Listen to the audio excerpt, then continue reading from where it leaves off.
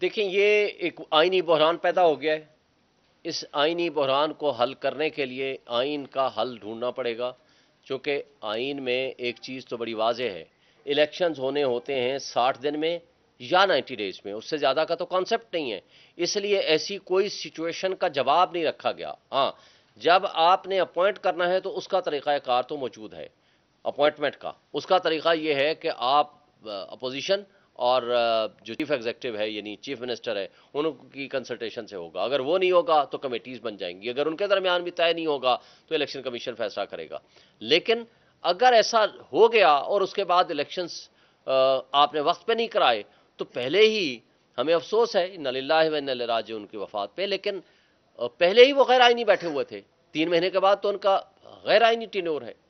اور اس غیر آئینی کے بعد آج بھی اگلے 3.5 مہینے کے لیے کوئی سیٹ اپ نہیں ہے. اور اس کا آئین نے بھی کوئی حل نہیں بتایا، اس لیے کہ یہ نامینیشنز آپ نے پہلی دفعہ اتنے عرصے کے لیے کر لی. دیکھیں ماضی میں بھی یا مارشل لا ہوتا تھا، وہ 1 مین رول ہوتا تھا، آئین آپ کا معطل ہوتا تھا، یا 90 ڈیز میں الیکشن ہوتا تھا. ایک دفعہ موقع ضرور ہوا تھا بے نظیر بھٹو کی شہادت کے بعد، جو 1 مہینے کے لیے ایکسٹینڈ ہو گیا تھا، لیکن 1 مہینہ تھا. لیکن یہاں آپ نے 13 مہینے کے لیے انڈیفینٹ پیریڈ کے لیے نامینیز اٹھا کے بٹھائے ہوئے ہیں. تو پھر آئین تو اس بات پہ بڑا واضح ہے، آرٹیکل 224 کے 90 دن کے لیے تھا ہوگا. اب 90 دن گزر گئے اور 90 دن کے بعد آپ نے 6 مہینے کے لیے 8 مہینے کے لیے آپ ایکسٹینشنیں دیتے جا رہے ہیں. تو پھر آئین نے تو صرف قانون کا اور آئین کا طریقہ کار موجود ہے. اس پہ بہرحال اس کا کوئی جو کانسٹیٹیوشنل حل ہے اس کو ڈھونڈنا پڑے گا. سر یہ بتائیے گا کہ آپ کو جلسے کرنے نہیں دیے جا رہے، سب کچھ آپ کے سامنے ہے. ابھی تک پی ٹی آئی نے کیا لائے عمل اختیار کیا ہے؟ الیکشن اناؤنس تاریخ آ گئی ہے، تو آگے آپ کرنے کیا جا رہے ہیں؟ کس طرح لوگوں کو مطمئن کریں گے؟ کارکن جو ہیں وہ دیکھیں گے کہ باقی پارٹی کھڑی ہوگی ہے. لوگ اسد عمر صاحب جو ہیں وہ پارٹی چھوڑ گئے ہیں، تو لیول پلینگ فیلڈ تو آپ کو مل نہیں رہی، تو آگے آپ کا لائے عمل کیا ہوگا؟ دیکھیں یہ تو سب مانتے ہیں کہ لیول پلینگ فیلڈ ہمیں نہیں مل رہی. کیا عوام کو نہیں پتا کہ ہمارے ساتھ ظلم ہو رہا ہے؟ عوام کو پتا ہے کہ ان کو کرش کرنے کی کوشش ہو رہی ہے. وہ مجھے آپ کو نہیں، یہ عوام کا بنیادی حق ہے، یہ عوام کا حق ہے، یہ پبلک کا حق ہے کہ وہ اپنا حق استعمال کریں ووٹ دینے کا. یعنی وہ الیکٹ کریں گے اپنے میں سے کہ میرا حکمران یہ ہوگا، حق نمائندگی میرا یہ کرے گا. یعنی آپ عوام کے حقوق پہ ڈاکہ ڈال رہے ہیں.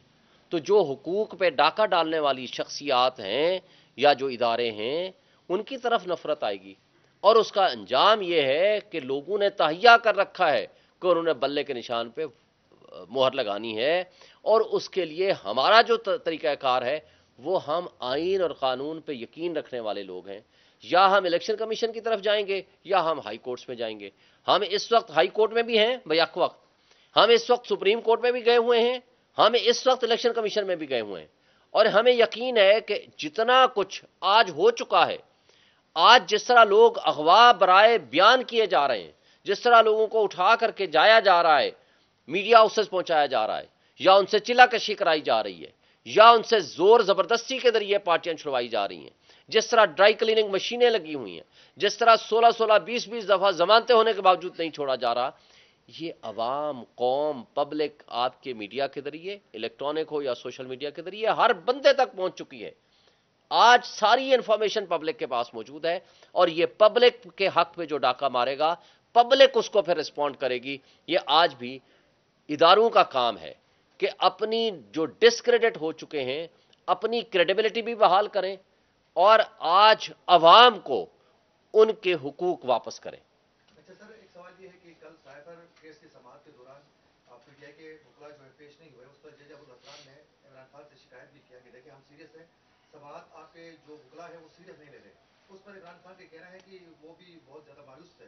تو آپ لوگ پیش کیوں نہیں ہوئے سائبر کیس کی سماعت کے دوران؟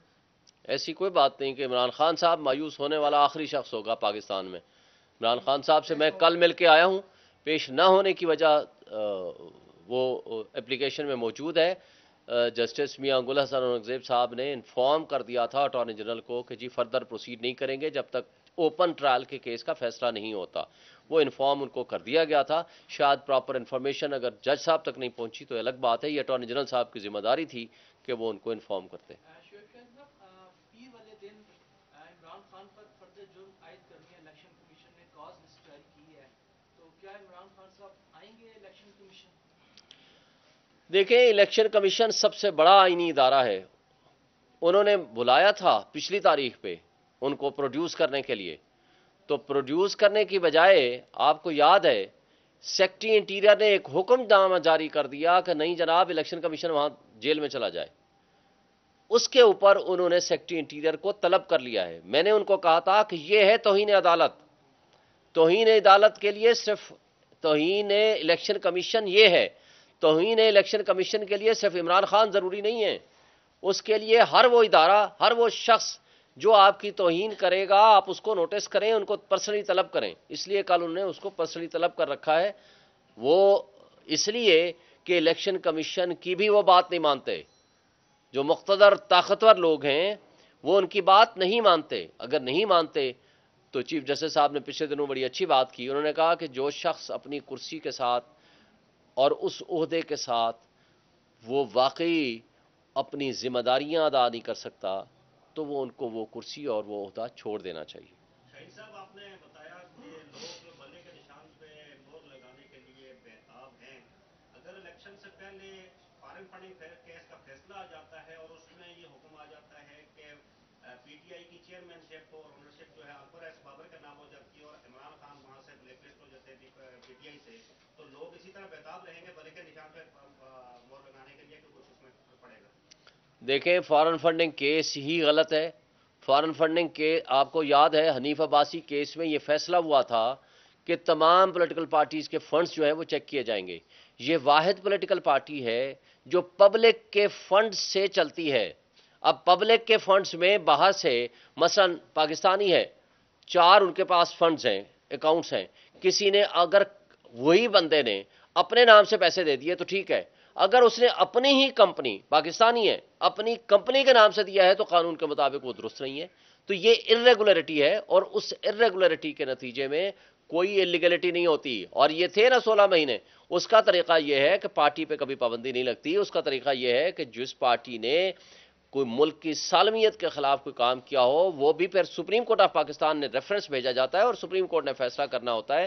तो इस लिहाज से कोई इस तरह का ना खतरा है ना कोई ऐसी बात है। हाँ, ये अलग बात है कि इलेक्शन कमीशन ने हमारे खिलाफ तो फैसला दे दिया आज से 2-2.5 साल पहले, लेकिन बाकी पार्टियों का चेक तो करें। वो तो ऐसे माफिया से पैसे पकड़ते हैं और उसके बाद फिर उनके मफादात का तहफ़्फ़ुज़ होता है। अगर हमारी अवाम हमें पैसा देती है, हमारे ऊपर ट्रस्ट करती है, हमारे लोग ट्रस्ट करते हैं, पाकिस्तानी ट्रस्ट करते हैं, तो एक बात और भी बता दूं, पाकिस्तान में 2 अशखास ऐसे हैं। एक मरहूम फौत हो गए ईदी साहब जिसने इस पाकिस्तान को सोशल वेलफेयर का काम किया। एक वो शख्सियत है इमरान खान। पाकिस्तान की तारीख में कोई इस लेवल का दूसरा बंदा नहीं मिलेगा आपको। वजह क्या है? आज उनके ऊपर इतना ट्रस्ट है कि सबसे बड़ा हॉस्पिटल, कैंसर हॉस्पिटल, शिफा इंटरनेशनल, शिफा हॉस्पिटल, शौकत खानम हॉस्पिटल, वो आपका मौजूद है लाहौर में। शौकत खानम आपका पिशावर में फंक्शनल हो गया है और इन दोनों से सबसे बड़ा कराची में अभी फंक्शनल होने जा रहा है। इसी तरह नमल यूनिवर्सिटी आपके सामने मियांवाली में काम कर रही है। ये वो सर्विसेज हैं जिसका पॉलिटिक्स से हम कोई ताल्लुक़ नहीं रखना चाहते। ये मैं कहता हूं कि अगर कोई एक शख्सियत पाकिस्तान में है वो इमरान खान है, जिसके ऊपर पब्लिक पूरी दुनिया में ट्रस्ट करती है। और वो जो ट्रस्ट है वो ट्रस्ट मेरे आपके ऊपर वो ये एक दिन में पैदा नहीं होता। ये जो अवाम का एतमाद होता है, उनके पास होता क्या है? हमारी गरीब अवाम के पास एक चीज़ है, वो है एतमाद। आज भी अगर वो एतमाद करते हैं वो सिर्फ इमरान खान की ज़ात है। आप देख लें, खा वो कोई भी 3 दिन के अंदर टेलीथॉन किया था, 12-13 बिलियंस उनके नाम पे इकट्ठे हो गए, इसलिए कि उनको पता है कि ईमानदार शख्सियत है। फिर मुझे बताएं, पूरे पाकिस्तान में कोई अपनी इस इक़्तिदार में आने के बाद कोई प्रॉपर्टी, कोई अकाउंट्स, कहीं से कोई चीज़ तो निकाल लाते? कोई 100 कार्ड एवनफील्ड अपार्टमेंट निकाल लाओ, कोई दुबई की प्रॉपर्टी निकाल लाओ, कोई पनामा में से कोई प्रॉपर्टी निकाल लाओ, किसी जगह से कोई निकाल लाओ जिसके नाम से लोग बिलियन रुपीस देने को तैयार हों। आप उसके ऊपर इस तरह के फजूल इल्ज़ामात लगा के उनको आपने जेलों में बंद कर रखा है, इसलिए कि वो हकीकी आज़ादी की बात करता है, इसलिए कि वो मुल्क की सलामती और खुद मुख्तारी की बात करता है। शेख साहब, आज जैसे उमर साहब ने जो ट्वीट किया उसमें कहा है कि हम इदारों की, सादों की पॉलिसी के मैं हक में नहीं हूँ, इंतफाक नहीं करता। आज उन्होंने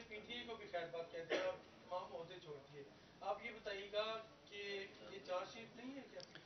اسد عمر صاحب ہمارے بڑے قابل احترام شخصیت ہیں، اس لیے میں ان کی بات کا جواب تو نہیں دینا چاہتا. بہرحال پارٹی میں لوگ آتے ہیں چلے جاتے ہیں آتے جاتے رہتے ہیں، اس میں پارٹیوں کو کوئی فرق نہیں پڑتا. میں صرف ان کی بات کا ایک بات کا جواب دے دوں.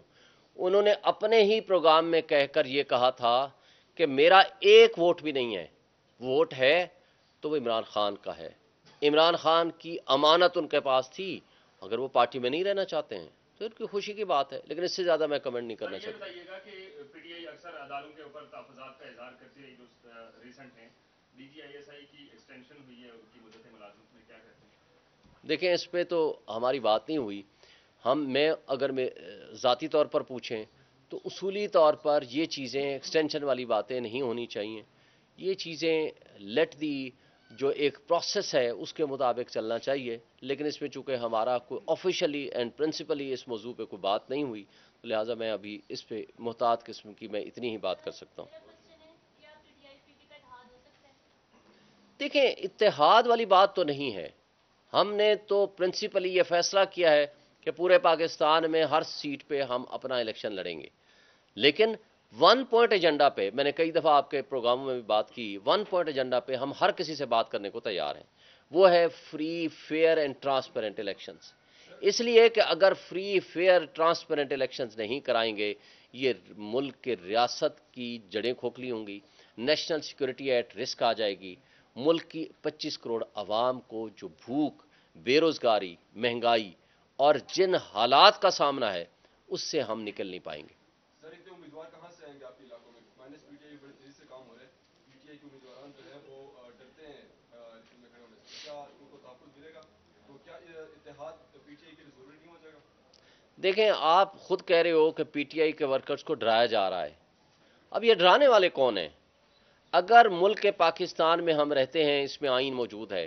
اگر ملک پاکستان میں رہتے ہیں جہاں بنیادی حقوق ہیں، جہاں قانون موجود ہے، تو یہ ڈرایا تو اس سے ڈرایا جاتا ہے کہ کوئی خدا نہ خواستہ کہ کوئی ایسی طاقت چیز ہو کہ پاکستان آپ کا مقبوضہ ہو، کوئی مفتوحہ ہو، یہاں کوئی سپر پاور ہو، یا یہاں کوئی بادشاہت ہو کہ جس سے آپ انسانوں کو ڈرائیں گے، عوام کو ڈرائیں گے.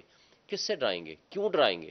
تو جو ڈرانے والے ہیں نا، تو میں ان سے ریکویسٹ کرتا ہوں کہ وہ ڈرانا بند کر دیں، عوام کو فیصلہ کرنے دیں.